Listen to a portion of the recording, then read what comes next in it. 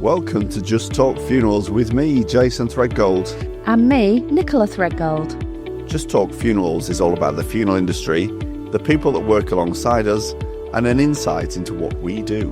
We will have some special guests along the way, sharing their experiences and how their professions overlap with what we do.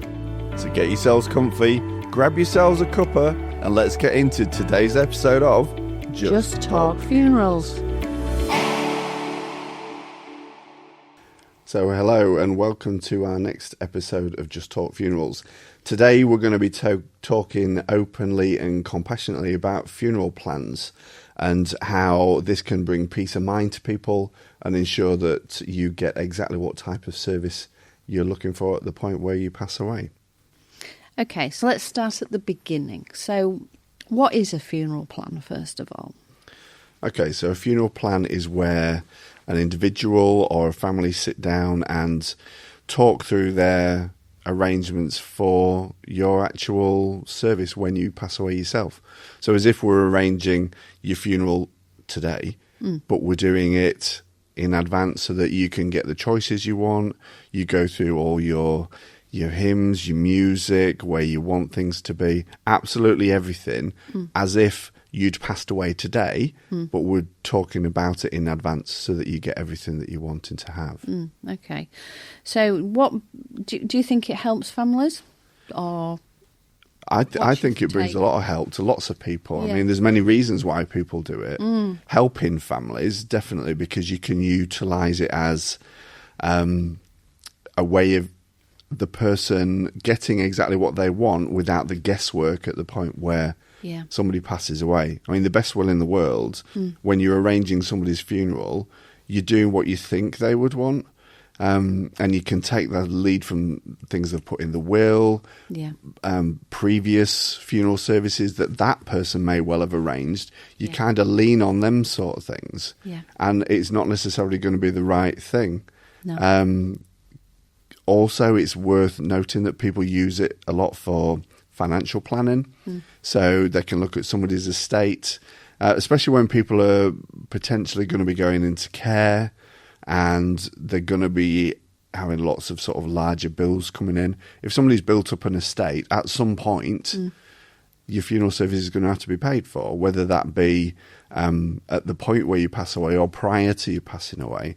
So it's sometimes worth having that conversation with the funeral director that, is there some money that we can offset and put into a funeral plan so we know that that element is covered before we start paying all these bills for care homes and other care providers? Yeah. We hear time and time again, don't we, where, a family, a man and a wife might come in, or just somebody independently walks in, and they say that they find it really hard to talk to either their partner or their family about arranging a funeral because, I guess it's a bit like before I came into this industry, and probably still now, talking to my parents about what's going to happen in the future and planning for that, it's quite a sad thing to do, isn't it? It's hard. It can be, but then I think we can lighten that load a little bit by just having open conversations. Yeah. And it's really, well, it's not strange. I was going to say it's strange, but it's not strange that people do want to talk about it. Yeah. They just don't necessarily want to talk to certain people about it. Yeah. Because they're worried about the emotion it's going to push onto them. Yeah, the worry. And the worry. And they don't want to burden them with that. And they don't want the family to then think that, they're poorly and they need to get this sorted. It's not. It's all about this taboo over death and dying. We talk about this a lot. We do, yeah. And genuinely to sit down with one of us and have these conversations, and then it's surprising what then happens from that. It's sort of this snowball effect that they then do start having these conversations with the family, and we've told our children now that we've been to see you, and now they want to get involved. So it does open lots of doors by starting conversations with us. Yeah. I think we find as well, sometimes when we've done a funeral for, say, somebody that's lost a mum or a dad later on in life, and they see what they've had to go through to organise that funeral, they are more prone to say afterwards, and maybe in a month, so they come back to us and say, we want to put a funeral plan in place for us, because we don't want our children to go through what we've just gone through. We want to make it a lot more simple for our family to deal with.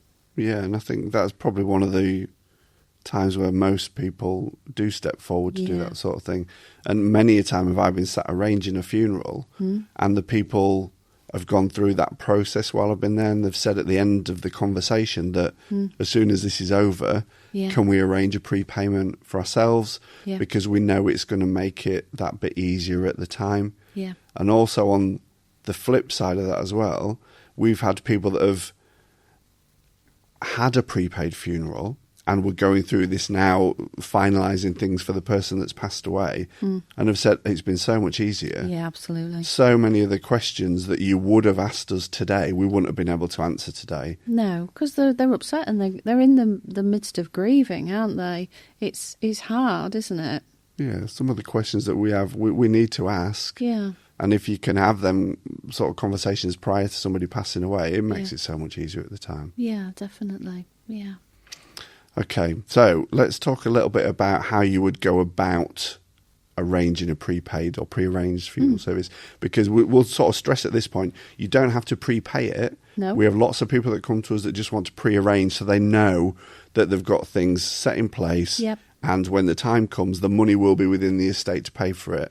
So there's lots of different ways of doing this. Yeah. Okay. The key thing for us, I think, is spending time with somebody. So book an appointment with one of our arrangers, one of our funeral directors, and then they're all qualified. So they'll all either come to you or you can come to us anytime, day or night, and start having them conversations. Yeah. When we talk about qualified, we chose many years ago when we first set out that we were going to use a particular provider. We did. Okay, so we went with a company called Ecclesiastical Planning Services. Yeah. Now, there's many different providers out there, and over the last few years, some of them have gone by the wayside and left a little bit of a wake behind them. Yeah. We knew that if we went with Ecclesiastical Planning Services, our governing body signed off on them. Yeah. So they pretty much said they're the ones that we will guarantee, they're the ones that we will put our name to as well. So we thought it only prudent that we sort of followed in that as well, didn't we? Yeah, absolutely. So Ecclesiastical Planning Services, they will put your money into what's called a whole of life insurance policy. So we will have sat down with you, gone through all your requirements, and I need to stress at this point, we will not advise you what you should be putting this into. No. We won't say that you should have that particular type of coffin. No. We won't say, in our opinion, we think you should do that. This has got to be really transparent in you are choosing whatever you want to choose. So we'll give you all the options, but at no point will we turn around and say, well, we think that you should do that, and we're going to be really clear about that. Yeah, yeah. I think that's become with the provider that we're using, and I think because of what happened prior to July 2022, wasn't it? You know, where funeral plans started to get a little bit of a bad name. The training we now have is very stringent, isn't it? So, you know, we are told that we cannot give. We have to sort of advise. We have an advisory role, don't we? Rather than, like you say, we can't just say to people, "Well, I think you should have this," or that. That's not how it works. And we have test shoppers, don't we, to make sure that we are saying the things correctly. And, you know, the training that we go through, it's not just training and then we're sort of forgotten about. It's, you know, the training is ongoing in a sense, isn't it, to make sure that we are saying the correct things, that we are advising and we are giving the correct information, which is all backed by the FCA, isn't it?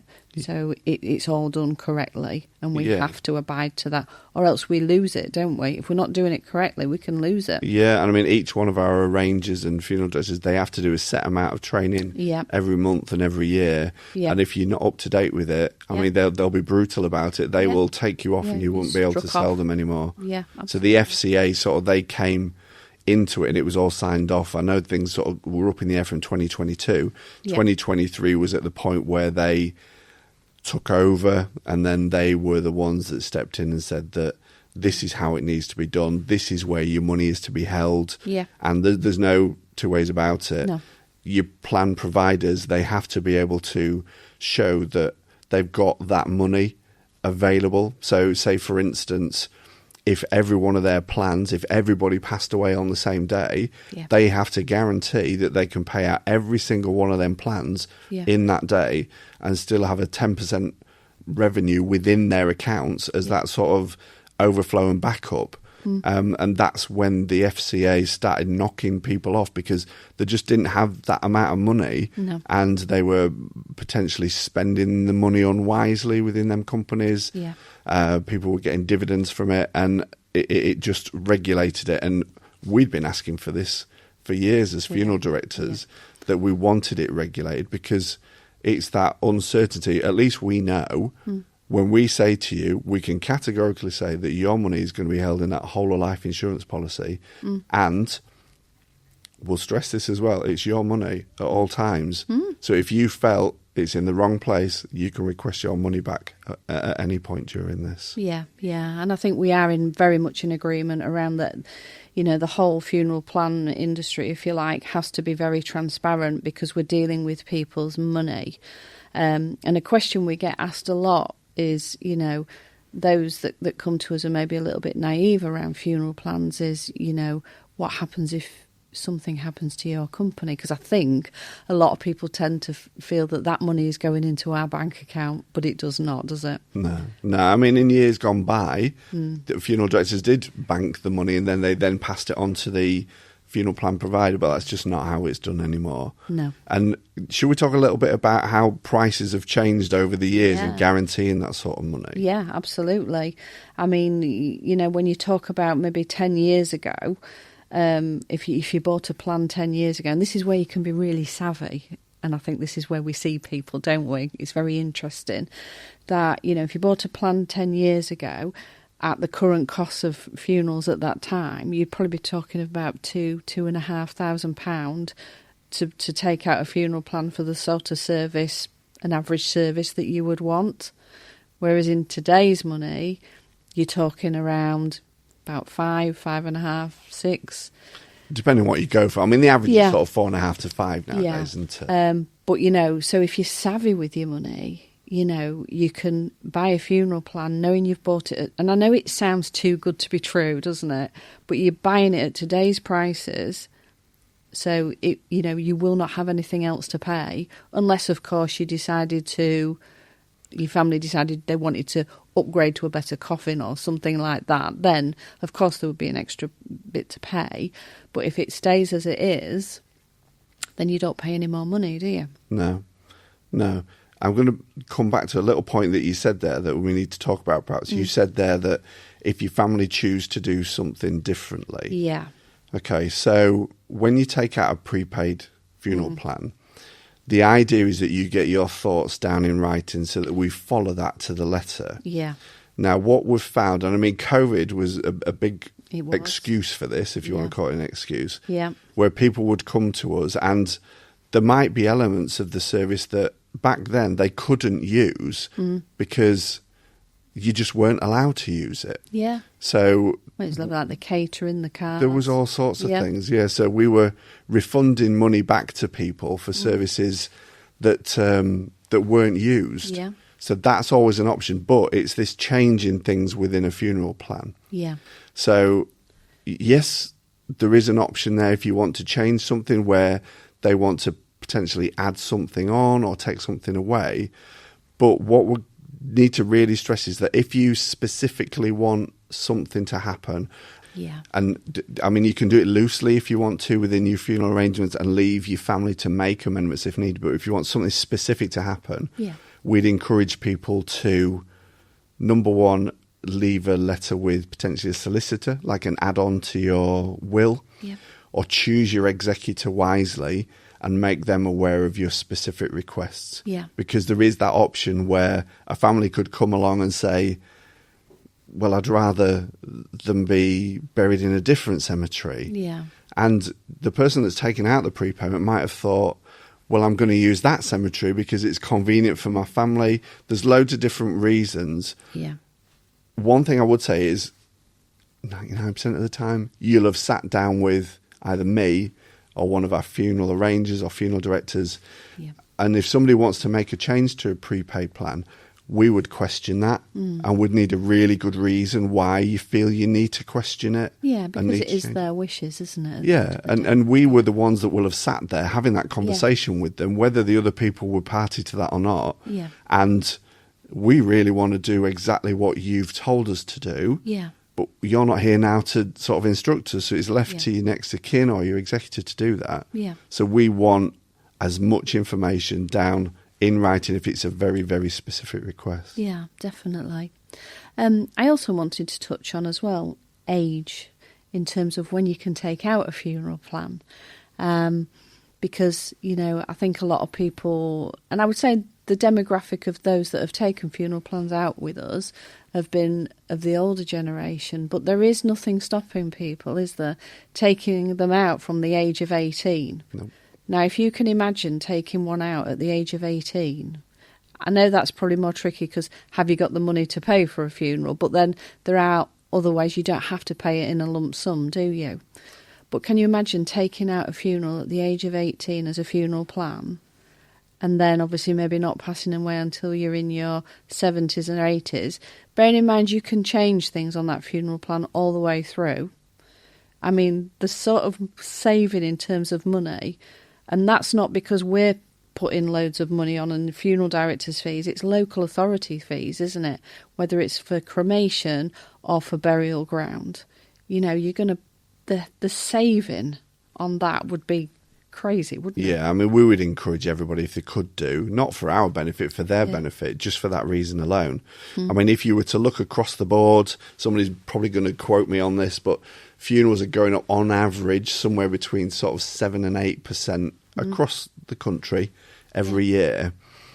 If you were investing that amount of money, I'm pretty certain you can't get sort of 7 to 8% in a bank nowadays. Yeah. So you would be better putting that money aside and then making it available for the point where you do actually pass away.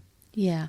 But again, at 18 you're carefree, aren't you? The last thing maybe on your list is a funeral, but then obviously we do see people that pass away at an earlier age than, Yeah, it's not really a priority at that age, is it? But yeah, like I say... But being savvy with your money, that's where it's and perhaps these conversations need to be had in schools and colleges and things. I don't know. Is it something that be part of the curriculum, talking about these sorts of things? That's another conversation for another day, I think. Yeah, maybe. Yeah, absolutely.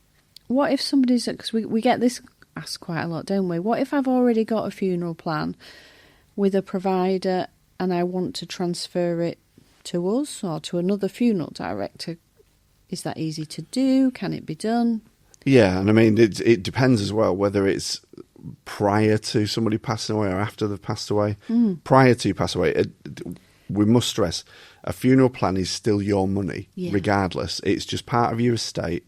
You can access it at any point whenever you want. What you'll find is a lot of funeral plan providers will have a cancellation fee in there. So it's just invoking that, really. If you choose you don't want to use that funeral home or funeral provider anymore, you can change it. It's just a case of having a conversation with them. They'll refund that back to you minus your cancellation fee. Yeah. And what we've done, we morally did this many years ago, is that we chose that if families wanted to do that, then we would honour the value that they got back from their prepayment provider. Yeah. And the flip side of that is when somebody passes away, can you then still do anything about it? And we've got to stress again, it's part of somebody's estate.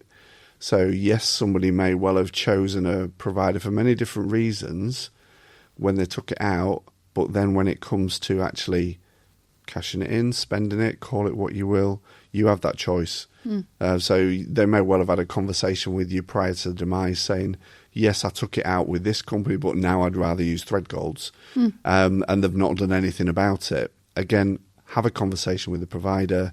It becomes part of the estate, so get that money put back in and refunded, and all it would be was a cancellation fee. And again, we honour the value that's within there for the sort of provision that was requested. Yeah. Okay. Yeah. So I think that's it for today. We'll wrap this one up and we'll see you soon. Thank you. Thank you for joining us for this episode of Just Talk Funerals. We really care about what you think. We'd love your feedback on the subjects raised today, or maybe you have a question you would like us to talk about in a future episode. You can contact us by emailing podcast@threadgoldfunerals.com.